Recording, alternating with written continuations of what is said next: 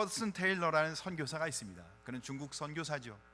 그가 중국 선교에 여러 일들을 많이 하는 중 선교사 후보생들을 뽑는 일을 하는데 면접을 봅니다. 그래서 이렇게 질문을 합니다. 당신은 왜 선교사가 되라고 합니까? 그러니까 한 후보생이 이렇게 대답하죠. 저는 예수님이 명령하신 대로 복음을 땅끝까지 전하기 위해서 이 선교사에 지원했습니다. 또 한 선교사 후보생은 이야기합니다. 저는 세상에 온통 죄를 짓고 있는 사람들에게 복음을 전해서 그들을 구원하고자 선교사로 지원했습니다. 네, 지원 동기가 아주 좋네요. 하지만 그 지원 동기로는 앞으로 선교를 감당하는데 그 수많은 시험과 역경과 고난과 혹 죽음에 이르기까지 어려움을 당할 때 당신들이 이겨낼 수 없습니다. 당신들이 그 모든 역경 가운데 이길 수 있는 동기는 그리스도의 사랑입니다. 사랑하는 성도 여러분, 어떠한 이경 속에서도 우리를 이기게 하시는 그리스도의 사랑, 이 사랑 가운데 승리하시길 주의 이름으로 축복합니다. 인간은 선천적으로 자신을 사랑하고 세상을 사랑하도록 되어 있습니다. 우리 안에 죄성이 있다는 겁니다. 그래서 우리는 여전히 육신의 정욕과 안목의 정욕과 이생의 자랑을 더 사랑하며 살아가고 있습니다. 그러나 예수 믿으면 이제는 그 모든 것을 버리고 예수 따라 믿음과 신앙으로 살아가야 하는 줄 믿으시기 바랍니다. 그렇다면 누가 자신을 이기고 세상을 이기고 죄를 이기며 살 수 있을까요? 사실 우리는 역부족입니다. 잘 안 돼요. 예배를 이렇게 은혜스럽게 드리고 나가서도 우리는 집니다. 우리의 힘으로는 늘 부족함을 느낍니다. 그렇다면 우리가 어떻게 이길 수 있을까요? 그것은 우리가 믿는 예수님의 사랑, 이미 우리를 사랑하신 그 사랑, 우리 안에 있는 그 사랑, 그 사랑으로 세상을, 죄를 이길 수 있는 줄 믿으시기 바랍니다. 사랑보다 더 위대한 것은 없습니다. 오늘 성경 본문에 베드로가 나옵니다. 베드로는 그 어떤 제자보다도 가장 열정적인 사람이었습니다. 그는 얼마나 열정적이었는지 그의 신앙 고백이 분명합니다. 그는 다른 제자들보다도 더 분명하게 내가 주를 위해 살겠다고 맹세합니다. 그런데 그는 예수님을 3번씩 저주하며 부인합니다. 부활하신 예수님 앞에 그는 볼 면목이 없었죠. 후회도 하고 반성도 하고 통곡도 하고 부끄럽고 갈등하다가 그는 갈릴리 바닷가에 가서 고기를 잡고 있는데 예수님이 그를 찾아오십니다. 사랑하는 성도 여러분, 예수님이 우리를 찾아오시는 줄 믿으시기 바랍니다. 그러고는 베드로에게 이렇게 물으세요. 요한의 아들 시몬아, 내가 나를 사랑하느냐? 3번을 묻습니다. 베드로가 3번을 대답하죠. 사랑하는 성도 여러분, 부활하신 주님은 우리의 모든 것을 알고 계십니다. 우리의 연약함, 우리의 죄됨, 우리의 욕심, 우리의 눈물, 우리의 믿음. 그런데도 불구하고 우리를 찾아오셔서 어떻게 해요? 우리를 사랑하십니다. 우리를 안아주십니다. 그리고 우리를 믿음과 신앙으로 살아갈 수 있도록 일으켜 주십니다. 우리를 주님의 일꾼, 주님의 제자로 부르십니다. 사랑하는 성도 여러분, 우리를 찾아오시는 예수님, 우리를 찾아와 일으켜 주시는 예수님, 그분을 오늘도 고백함으로 우리의 자리에서 일어나고 삶을 공급받는 복된 은혜가 있길 주의 이름으로 축복합니다. 오늘은 베드로에게 어떤 은혜를 주셨는지 몇 가지를 살펴보며 우리에게도 그 주님이 찾아오시는, 이미 우리에게 은혜 주신 그 은혜를 회복하시길 주의 이름으로 축복합니다. 첫째, 주님의 사랑으로 회복되었습니다. 15절, 그들이 조반 먹은 후에 예수께서 시몬 베드로에게 이르시되 요한의 아들 시몬아, 내가 이 사람들보다 나를 더 사랑하느냐 하시니 이르되 주님 그러하나이다. 내가 주님을 사랑하는 줄 주님께서 아시나이다. 이르시되 내 어린 양을 먹이라 하시고. 오늘 성경 본문에 보니까 예수님이 베드로에게 이렇게 질문합니다. 이 사람들보다 나를 더 사랑하느냐? 이 사람들은 헬라어로 또 다르게도 번역할 수 있습니다. 이것들보다, 이 사람들보다는 이런 뜻이죠. 여기 있는 제자들보다 네가 나를 더 사랑하느냐? 저한테 물은다면 이렇게 물으신 거죠. 여기 있는 온 성도들도 네가 더 나를 사랑하느냐? 아니면 조금 번역을 바꾸면 네가 그동안 사랑했던 물고기를 잡을 수 있는 배, 잡혀있는 많은 물고기, 네가 좋아하는 돈보다도 나를 더 사랑하느냐? 우리에게 묻는다면 내가 사랑하는 그 무엇보다도 더 나를 사랑하느냐? 그렇게 예수님은 베드로에게 날 더 사랑하는지 재차 확인하고 계셨던 겁니다. 사랑하는 성도 여러분, 우리에게도 오늘 주님이 이렇게 물으십니다. 여기 있는 사람들보다도 내가 사랑하는 그 무엇보다도 나를 더 사랑하느냐? 어떻게 대답하십니까? 그래서 예수님은 베드로에게 3번에 거쳐서 그 질문을 합니다. 요한의 아들 시몬아, 내가 이 사람보다 나를 더 사랑하느냐? 16절, 17절 계속해서 요한의 아들 시몬아, 내가 나를 사랑하느냐? 3번에 거쳐서 묻는데 성경은 헬라어로 기록되어 있습니다. 헬라어로 기록된 성경에는 그 사랑을 처음과 두 번째는 아가페로, 세 번째는 필로스로 기록합니다. 그래서 많은 이들은 해석을 할 때 아가페의 사랑과 필로스의 사랑에 대해서 이야기를 합니다. 그러나 요한복음 여러 군데를 살펴보면 아가페와 필로스는 사랑을 표현할 때 호환적으로, 교차적으로 사용을 해요. 특정한 단어로 쓰기보다는 사랑을 표현할 때 쓰는 단어였어요. 왜냐하면 기록은 헬라어로 기록되어 있지만 실제로 예수님과 제자들이 나눴던 언어는 헬라어가 아니라 아람어였어요. 근데 아람어에서는 이 사랑을 두 단어로 표현하지 않는다는 겁니다. 그러니까 베드로에게 예수님이 내가 나를 더 사랑하느냐 3번을 물으신 것은 이런 뜻이었던 겁니다. 네가 정말 나를 사랑하느냐 3번에 거쳐서 물었던 겁니다. 사랑하는 성도 여러분, 예수님을 정말 사랑하시나요? 예수는 왜 베드로에게 3번에 걸쳐서 나를 사랑하느냐고 조금은 집요하게 물으셨을까요?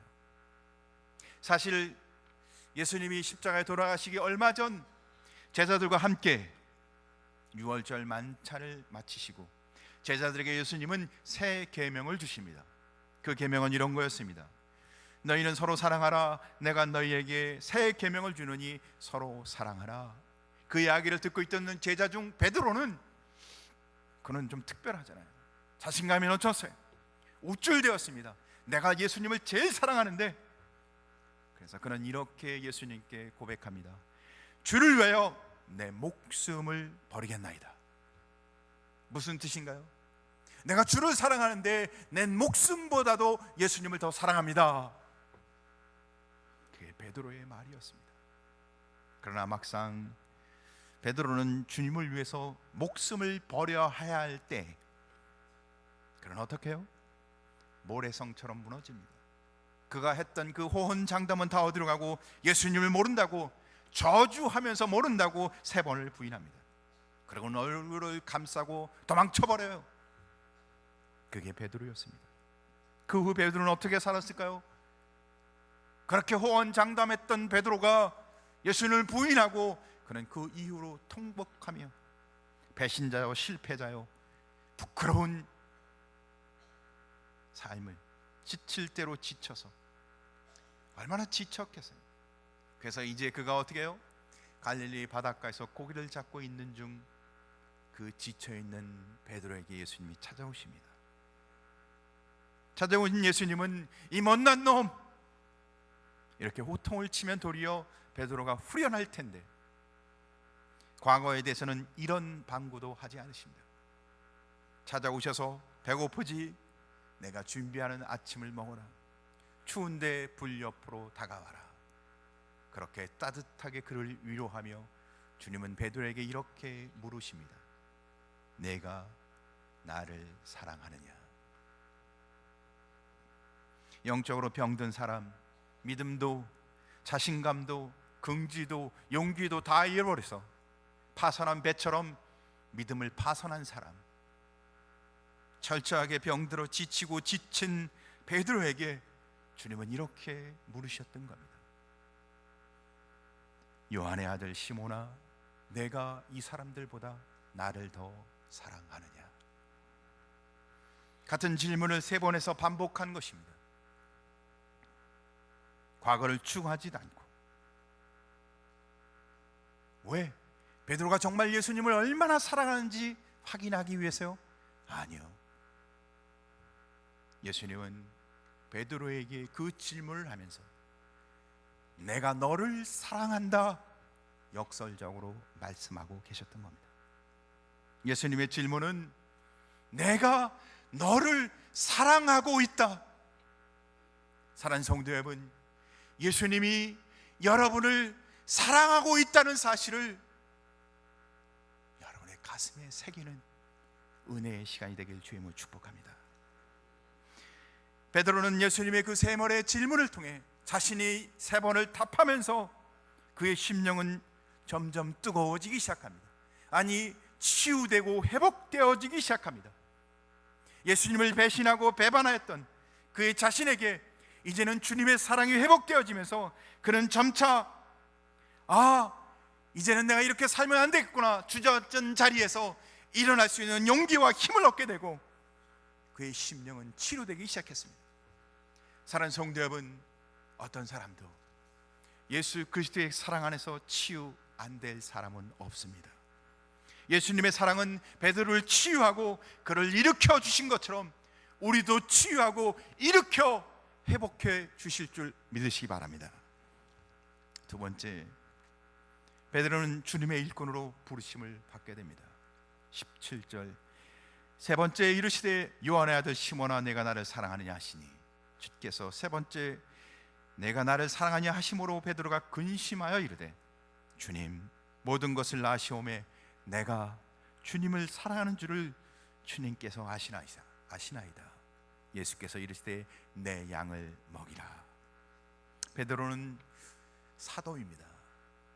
베드로의 사도직을 회복시키기 위해서 3번이나 질문을 하십니다. 사도는 복음을 전하는 사람을 말하죠. 온 천하에 다니며 복음을 전하고 사람을 낚는 어부가 되라고 주님이 명령한 대로 살아가는 사람. 주님은 그 베드로에게 3번에 걸쳐서 내가 나를 사랑하느냐, 그리고는 내 어린 양을 맡기십니다. 양과 어린 양은 교회를 뜻하고 모든 성도를 뜻합니다. 그러니까 예수님은 사랑을 확인한 이후 베드로에게 뭘 맡겨요? 어린 양, 주님의 양을 맡기십니다. 양떼를 치는 일은 굉장히 어려운 일입니다. 세상에서 가장 힘든 일 중 하나가 양떼를 치는 일이라고 말할 수 있습니다. 구약 성경에는 야곱과 다윗을 통해 양떼를 치는 일이 얼마나 어려운 것을 조금 보여주고 있습니다. 창세기 31장 40절에 보면 내가 이와 같이 낮에는 더위를 무릅쓰고 밤에는 추위를 당하며 눈 붙일 겨를도 없이 지내었나이다. 야곱이 양떼를 칠 때의 모습입니다. 낮에는 더위와 밤에는 추위와 그러고는 24시간 눈 붙일 새도 없이 양떼를 돌봐야 했다고. 다윗도 사무엘상 17장에 주의 종이 아비의 양을 칠 때 사자와 곰이 와서 양떼에서 새끼를 움키며 내가 따라가서 그것을 치고 그 입에서 새끼를 건져내고 그것이 일어나 나를 해하고자 하면 그 수염을 잡고 그것을 쳐 죽였나이다. 양떼를 치는데 사자와 곰이 위협을 줬다고. 그러니까 양떼를 치는 일이 고되고 위험한 일인 것을 조금 우리에게 보여주고 있습니다. 주님의 양인 교회에 목회하는 것도 힘들고 거대고 어려운 일입니다. 사실은 양떼를 치다 보면 별의별 양이 다 있습니다. 갓 태어나서 이제 막 걷지도 못하는 양도 있고, 다리가 부러진 양, 말썽을 피워서 늘 찾아다녀야 하는 양, 짐승에 끌려가서 구사일생으로 다시 돌아와서 만신창이가 된 양, 온갖 장난을 치는 양, 천방진축 어디로 날뛰는지 모르는 양. 그러나 목자는 이 모든 양이 다 자기가 보호하고 끌어안고 먹여야 할 양들인 것입니다. 교회도 마찬가지입니다. 교회 안에도 많은 성도들이 있습니다. 어떤 사람은 너무너무 사랑스러워요. 그러나 어떤 사람은 보기만 하면 머리가 좀 아파요. 어떤 성도는 많은 사람들에게 행복을 주는, 보기만 해도 행복한 사람이 있어요. 그러나 어떤 사람은 애를 써야 되는 사람이 있습니다. 어떤 이는 예배 시간에 은혜를 받는 것 같지만 그의 삶은 전혀 완전 다른 사람으로 살아가는 사람도 있습니다. 별의별 사람들, 그러나 성경은 내 양, 주님의 양이라고 말하고 있습니다. 각양의 여러 사람들 목회가 쉽지 않죠. 그런데 주님이 그 양, 그 목회를 맡기십니다. 어렵고 힘들고 고되기 때문에 아무에게 맡길 수가 없어요. 그래서 주님은 아무에게 맡길 수 없기에 한 가지 조건을 거십니다. 뭘까요? 내가 나를 사랑하느냐. 주님을 사랑하는 자에게 하나님의 양떼를 맡기십니다. 왜죠? 그 일은 너무 힘들고 고되기 때문에 주님의 사랑이 아니면, 고되고 힘들면 버리고 떠난다는 겁니다. 사자가 나타나면, 곰이 나타나면 정말 그 양떼를 사랑하는, 주님의 사랑이 없는 자라면 어떻게 해요? 삭구는 떠나버리는 겁니다. 그러나 주님을 사랑하는 사람은, 군의의 주의 사랑을 아는 자는 양떼를 끝까지 책임집니다. 그런데 우리가 여기서 한 가지를 더 기억해야 할 것은, 목회자, 우리가 알고 있는 교역자만 목자인 것은 아닙니다. 교회 안에는 작은 목자들이 많이 있습니다. 아니, 전부가 작은 목자입니다. 어린 학생들을 돌보며 영적으로 가르치는 교사, 그들도 목자요. 주님의 사랑으로 주님이 맡겨준 양떼를 돌봐야 합니다. 또한 하나님의 말씀과 기도로 구역 리더로 섬기고 있는 우리 교회에 작은 목자들이 많이 있습니다. 또한 자기에게 맡겨진 영혼을 위해 복음을 전하고 그들에게 말씀을 전해서 그들이 주님 앞에 나오도록 영혼을 책임지는 전도인들도 있습니다. 때로는 성도의 아픔과 성도의 기도를 붙들고 기도하는 기도자들도 있습니다. 또한 영혼을 부둥켜 안고 태신자로 작정하며 그 한 영혼을 하나님께 드리기 위해서 태신자를 작정한 한 영혼을 지켜야 할 목자도 있습니다. 그런데 한결같이 다 주님을 사랑하지 않으면 그 일을 끝까지 감당하지 않는다는 겁니다. 삭구는 내가 얼마나 받느냐, 내가 얼마나 보상받느냐, 내가 얼마나 칭찬을 받느냐, 그 일을 통해서 어떤 결과가 일어나냐, 그 일을 통해서 내가 얼마만큼 존경을 받을 것이냐, 이것이 중요하지만 주님을 사랑하는 목자는 주님이 날 사랑하기 때문에 맡겨진 양떼를 끝까지 책임집니다. 사랑하는 성도 여러분, 날 사랑하시는 주님의 사랑 안에서 내게 맡겨진 한 영혼, 내게 맡겨진 주님의 귀한 양떼 끝까지 감당하셔서 2017년은 한 영혼을 주님 앞에 드리는 귀한 목자의 심령을 가진 성도 되시길 주의 축복합니다. 세 번째, 주의 영광을 위해 살았습니다. 18절, 내가 진실로 진실로 내게 이르노니 내가 젊어서는 스스로 띠뛰고 원하는 곳으로 다녔거니와 늙어서는 내 팔을 벌리리니 남이 내게 띠띠우고 원하지 않은 곳으로 데려가리라. 오늘 성경을 본문을 보니까 그가 젊어서는 스스로 띠띠우고 늙어서는 남이 내게 띠띠우라고 기록하고 있습니다. 띠를 띄운다는 것은 묶는다는 거예요. 그가 묶여서 살아간다는 겁니다. 베드로에게 주어진 소명이 있는데, 거역할 수 없는 소명이 있는데, 그 소명을 붙들고 평생을 살았다는 겁니다. 스스로, 아니면 늙어서는 자기가 원하지 않았지만 그렇게 묶여서 주님의 앞에 붙잡힌 바 된 삶을 살았다는 것입니다. 사랑하는 성도 여러분, 예수 그리스도를 구주로 믿고 주님의 사랑 가운데 사는 성도마다 주님의 붙잡힌 바 된, 근데 억지로가 아니라 성령의 감동 감화 자발적으로 주님의 은혜 가운데 베드로가 어떻게 해요? 주님께 붙잡힌 바 된 삶을 살았다는 겁니다. 그는 그 일이 기쁘고 즐거웠습니다. 아니요, 믿음과 신앙으로 살아가는 일이 늘 기쁘고 즐겁다고요? 그렇지 않습니다. 믿음과 신앙으로 살아가는 삶은 때로는 주님과 함께 죽고 주를 위해서 순교도 해야 합니다. 그래서 베드로가 거꾸로 십자가에 순교했다고 기록하고 있는 겁니다. 그러나 그는 끝까지 그 일을 순종하며 지켰다는 겁니다.